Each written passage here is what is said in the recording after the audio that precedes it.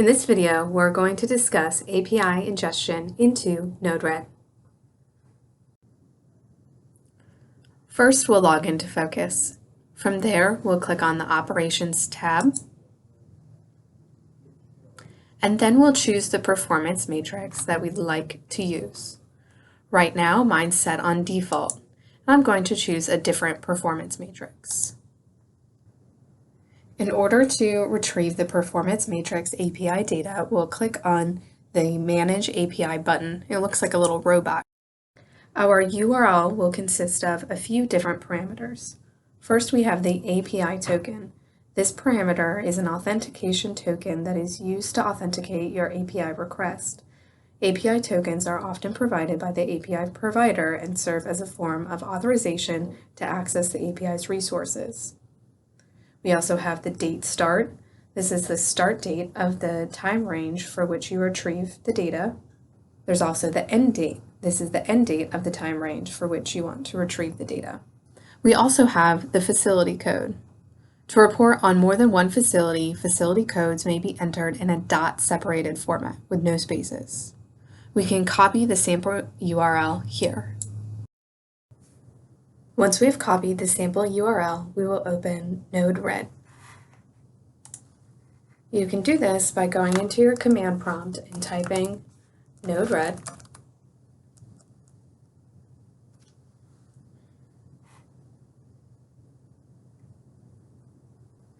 You can access the Node-RED interface by copying and pasting the URL into your web browser.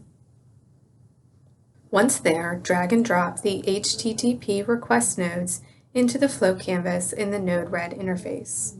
These nodes will allow you to make API requests, configure the nodes with the appropriate API endpoint URL, method, headers, and parameters. We'll start with inject, and we'll scroll down and add HTTP request, scroll back up, and end with debug.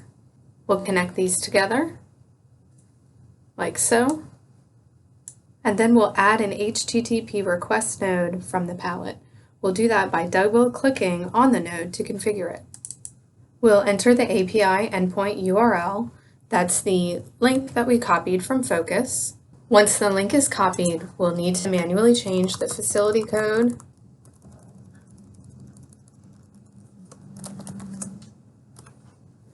and if we'd like to, we can change the start and end date. I'll change mine to September 1st, 2023 to September 2nd, 2023. We'll also select the HTTP method. Mine is set to GET.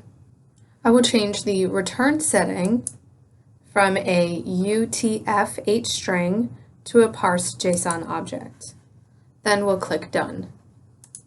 From there, we can click on Deploy button in the upper right-hand corner. This will activate your flow and start processing the data on the defined logic. Then we'll double-click here, and we'll test our flow to ensure that the API is being ingested and processed correctly. You can monitor the flow's execution and debug any issues that arise. Click on the Debug messages here. We can view the API status. The API status section provides metadata about the API request and its processing status. You can analyze the API results section, particularly the scope facility array.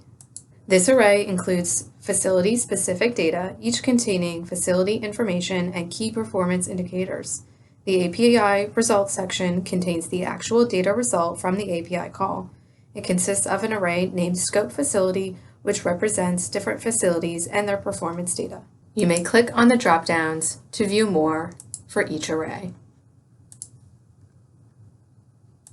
Node-RED's visual and flow-based approach makes it relatively easy to interact with APIs and to integrate data. This is a summary of ingesting APIs from Focus into Node-RED.